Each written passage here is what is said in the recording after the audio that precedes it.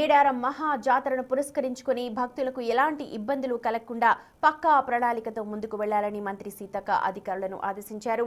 జాతరలో భాగంగా భక్తులు ముందుగా గట్టమ్మ తల్లిని దర్శించుకోవడం ఆనవాయితీ అని, ఆ నేపథ్యంలో ఆలయం వద్ద ట్రాఫిక్ సమస్యలు తలెత్తకుండా ముందస్తు చర్యలు తీసుకోవాలంటూ ఆమె సూచనలు చేశారు.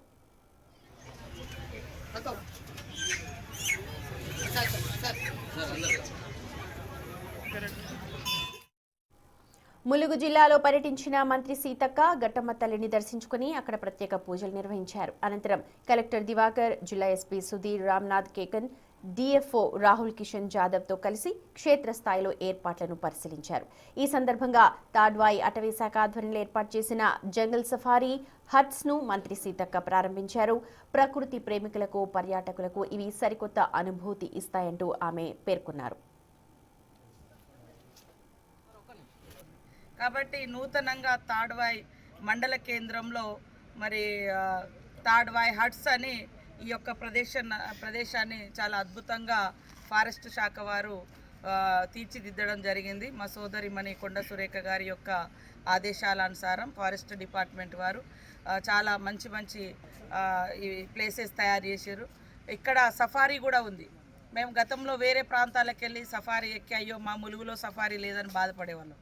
కానీ ఇప్పుడు ఆ బాధ లేకుండా దాదాపుగా 30 కిలోమీటర్లు 18 కిలోమీటర్ల సఫారీ ఉంది.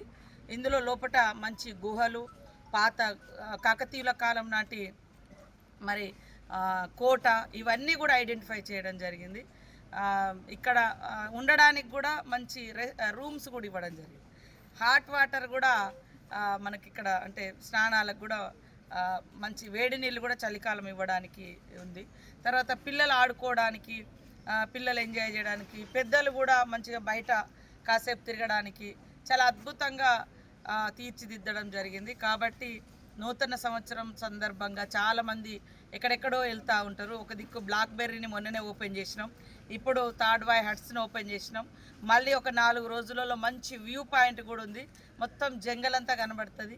కోట 12వ శతాబ్దం నాటి కోట కూడా అది కూడా వెలుగులోకి వస్తుంది.